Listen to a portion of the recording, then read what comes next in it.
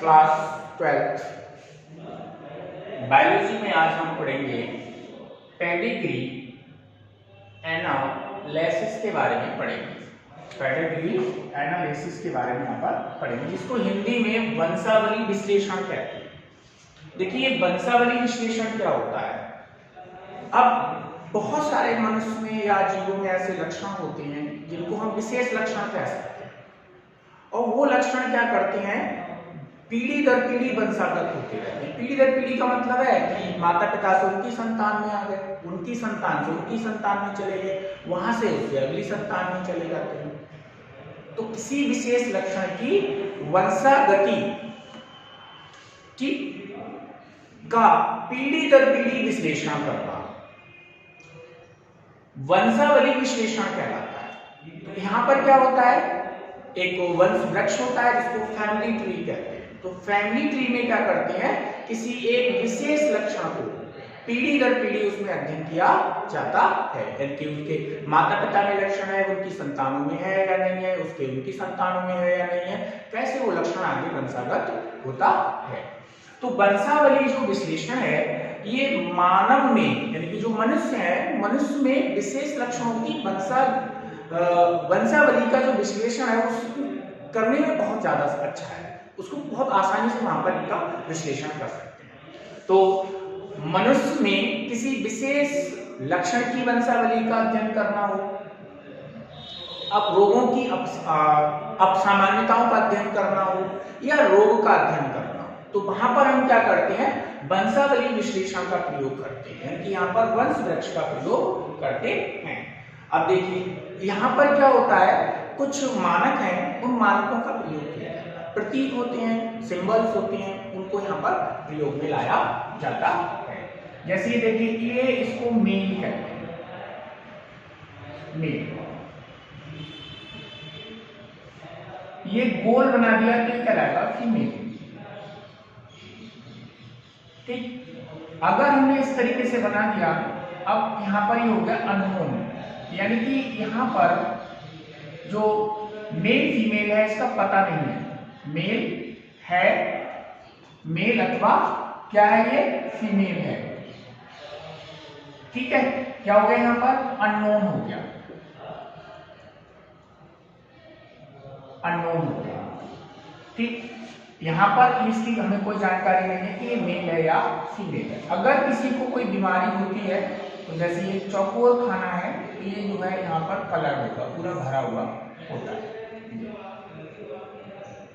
या फिर क्या होगा यहाँ पर, गोल खाना, जैसे स्त्री रोगी है तो यहाँ पर ये पूरा खाना गोल होगा। अगर मान लीजिए अननोन सेक्स, या ये जो अननोन सेक्स है,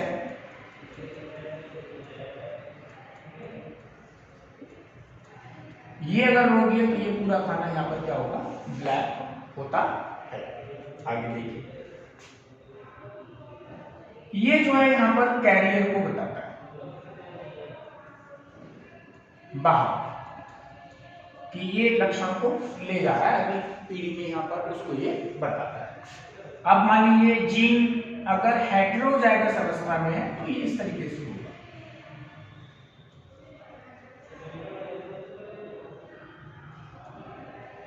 हेटेरोजाइगस, अब बहुत सारे जीन ऐसे होते हैं कि एक अलग अलग होते हैं दोनों, तभी उसको बताता है हेटेरोजाइगस के लिए यहाँ पर ये बताता है। यहाँ पर दूसरा देखिए, अगर किसी के बीच में, मेल और फीमेल के बीच में विवाह होता है तो ये इस तरीके से बताता है, ये मेल है और ये फीमेल है। ठीक है, ये यहाँ पर विवाह के लिए बताता है, विवाह मैटिंग के लिए यहाँ पर बताएगा।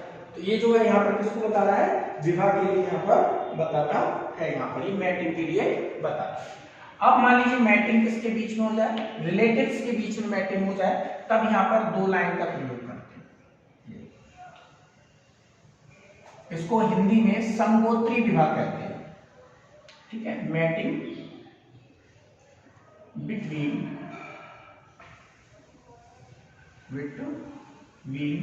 रिलेटिव्स के बीच में यहाँ पर ये विवाह है, यहाँ पर। ठीक है, रिलेटेड्स के बीच में ये विभाग के लिए बताता है। अब देखिए यहां पर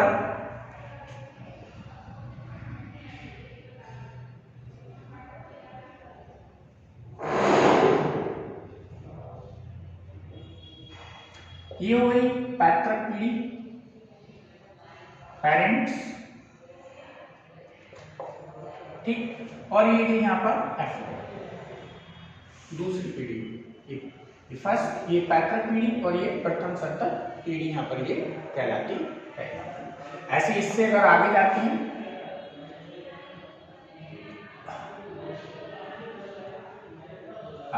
यहाँ पर ये, तो ये यहाँ पर थर्ड जनरेशन है F2, तो ये फर्स्ट, ये सेकंड और ये तीसरी पीढ़ी यहाँ पर ये कहलाएगी, थर्ड जनरेशन यहाँ पर ये कहलाएगी।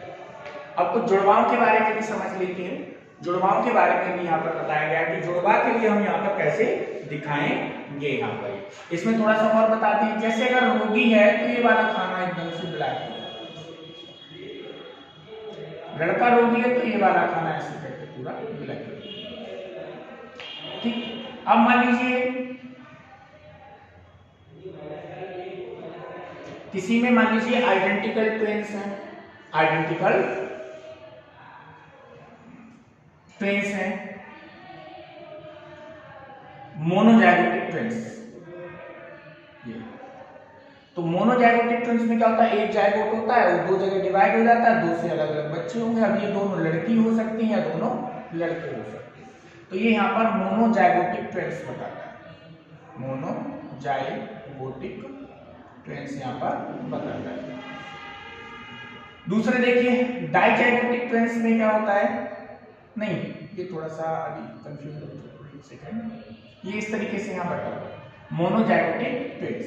दूसरा आता है डाइजाइगोटिक ट्विंस, तो डाई में क्या होता है, सीधा सीधा दो अलग अलग जाइगोट से यहाँ पर ट्विंस बनते हैं, तो एक लड़का हो सकता है एक लड़की, यानी कि यहाँ पर जुड़वे एक लड़का हो सकता है या एक लड़की हो सकती है, दोनों लड़के हो सकते हैं, दोनों लड़की यहाँ पर हो सकती है। यहाँ पर केवल दो लड़की हो सकती है या दो लड़के यहाँ पर ट्विंस के रूप में हो सकते हैं।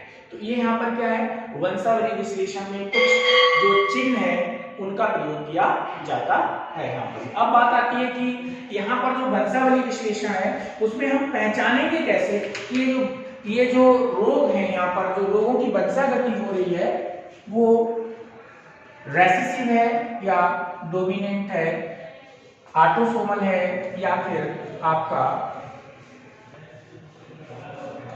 सेक्स क्रोमोसोमल है।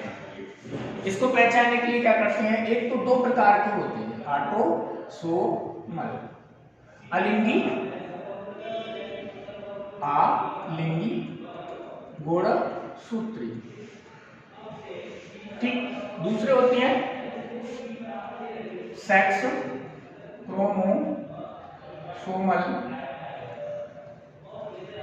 ठीक, इसको कहते हैं लिंगी गुणसूत्री, ठीक। ये वाले दो प्रकार के यहाँ पर होते हैं। तो देखिए अलिंगी गुणसूत्री में यहाँ पर क्या होता है, अलिंगी गुणसूत्री को हम कैसे पहचानेंगे, ये दो प्रकार के होंगे, या तो ये डोमिनेंट होंगे, डोमिनेंट, या फिर ये कैसे होंगे, रेसेसिव होंगे, यानी कि प्रभावी, और दूसरे कैसे होंगे यहाँ पर ये अप्रभावी होंगे, ठीक। अब प्रभावी अप्रभावी को कैसे पहचानते हैं, तो देखिए यहाँ पर डोमिनेंट में जैसे माता और पिता है, ये मान लीजिए इसका फादर इनका विवाह होता है आपस में, ये इस तरीके से, ठीक है। तो यहाँ पर क्या होगा, जैसे ये भी मान लीजिए अब ये रोगी है यहाँ पर, ठीक, पहली पीढ़ी में जो पैतृक है वो रोगी है, अब इनकी जो संतान हुई यहाँ पर ये भी मान लीजिए रोगी है या नहीं है, कुछ भी कह सकते हैं। तो यहाँ पर क्या होता है, कोई एक ऐसी संतान होगी जो रोगी नहीं है, जैसे ये है, जैसे ये है यहाँ पर,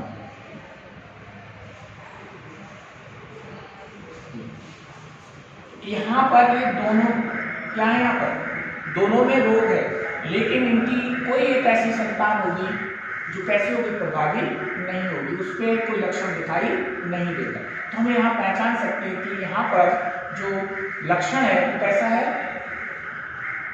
अलिंगी गुणसूत्र का प्रभावी लक्षण है।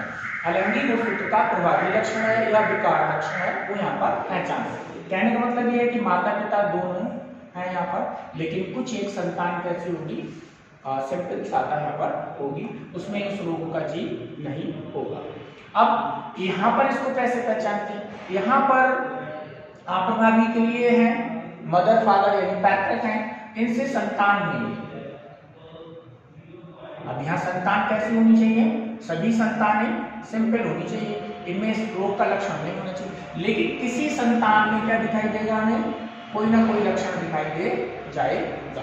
तो यहाँ पर लक्षण दिखाई नहीं दे रहा, लेकिन उनकी संतान में लक्षण दिखाई दे जाता है। हम इस तरीके से पहचान सकते हैं कि ये जो है भैया माता और पिता, इनकी पैतृक में लक्षण नहीं है, लेकिन उनकी संतान में है। किसी एक सब में नहीं होगा, किसी एक में होगा। यहाँ पर पीढ़ी कभी स्किप नहीं होती। कहने का मतलब है कि कोई एक ऐसी पीढ़ी नहीं आएगी जिसमें ये रोग ना हो। ठीक, यहाँ पर ये होगा, यहाँ पर ये दिखाई देता है। अब देखिए लिंगी गुणसूत्र में भी इसी तरीके का होता है, प्रभावी यानी कि डोमिनेंट,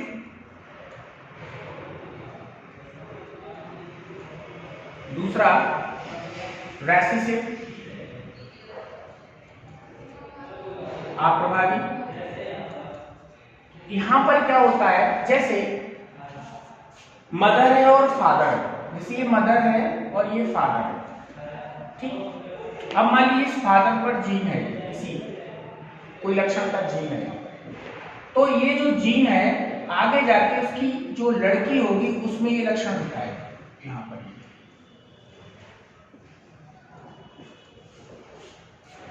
यहाँ पर ये लक्षण पिता से किस में पहुंचा, पुत्री में पहुंच गया, वहां पर ये लक्षण जो है प्रदर्शित हो जाता है। तो हम इस प्रकार पहचान सकते हैं कि ये जो प्रभावी है क्या है, ये डोमिनेंट है। कैसा है, लिंग गुणसूत्री डोमिनेंट यहाँ पर ये कहलाएगा। ठीक, अब अप्रभावी में क्या होता है, अप्रभावी में ये मान लीजिए मदर है और ये फादर है। ठीक, अब इस फादर पर कैरेक्टर है। ठीक, तो यहाँ पर क्या होगा, जो लड़की होगी वो यहाँ पर क्या होगी, कैरियर होगी। क्या होगी, कैरियर यहाँ पर होगी, वहां पर ये लक्षण दिखाई नहीं देगा। ठीक, तो ये पीढ़ी क्या हो जाएगी, यहाँ पर कोई लक्षण नहीं होगा, दिखाई नहीं देगा। लेकिन अगर इसका विवाह किसी से साथ हो जाता है, जैसे इसका विवाह किसी के साथ हो जाता है, तो ये जो कैरेक्टर है क्या होगा, ये देखिए लड़कियों में तो नहीं होगा इसका जीन, लेकिन ये जो कैरेक्टर है ये किसमें दिखाई दे जाएगा, लड़कों में दिखाई दे जाएगा। जो मेल होंगे उनमें यहाँ पर ये दिखाई दे जाएगा। तो यहाँ पर क्या होता है, अब इसको मान लीजिए ये, ठीक, यहाँ पर कैरेक्टर क्या हो गया, कैरियर हो गया, यहाँ पर ये क्या हो गया, सिंपल हो गया। अब इसका विवाह हो गया इसके साथ। ठीक, यहाँ पर क्या होगा, ये नॉर्मल होगी और ये यहाँ पर कैसा होगा, रोगी होगा यहाँ पर। तो यहाँ पर ये क्या चलता है, क्रिस क्रॉस चलता है, क्रिस क्रॉस रूप यहाँ पर चलता है। तो यहाँ से जो लक्षण है, जीन है, वो कहाँ जाता है, वो जाता है स्त्री में, लड़की में जाता है, फीमेल में जाता है। फीमेल से कहाँ जाता है, मेल में, और मेल में वो यहाँ पर क्या होगी, वाहक होगी, कैरियर होगी। ये तब रोगी हो सकती है जब दो जीन यहाँ पर आ जाए, वरना ये रोगी नहीं। यहाँ पर एक ही से हो जाता है, यहाँ पर एक। अब ये मान लीजिए मेल में चला गया तो ये वहां पे दिखाई दे जाएगा। तो इस प्रकार से हम क्या कर सकते हैं, उनको पहचान सकते हैं। तो यहाँ पर एक बार फिर से समझ लेंगे, मेल और फीमेल दोनों जो है रोग के लक्षण है, लेकिन कोई एक ऐसी संतान होगी जिसमें ये रोग नहीं होगा। समझ जाइए, अगर ऐसा डायग्राम कहीं पर है तो वो क्या है, प्रभावी अलिंगी गुणसूत्र है। अब मान लीजिए इन दोनों में रोग नहीं है, लेकिन उनकी संतान में यहाँ पर है, तो समझ जाइए कि ये क्या है, अप्रभावी अलिंगी गुणसूत्र रोग है यहाँ पर। तो इसके बहुत सारे एग्जाम्पल हमें देखने के लिए मिलते हैं, जैसे सिकल सेल एनीमिया, थैलीसीमिया,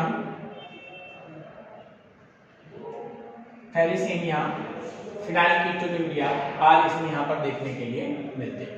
इसके जो एग्जाम्पल है वो हमें मिलते हैं वर्णांधता और कलर ब्लाइंडनेस और हीमोफीलिया, इसके जो है एग्जाम्पल होते हैं यहाँ पर।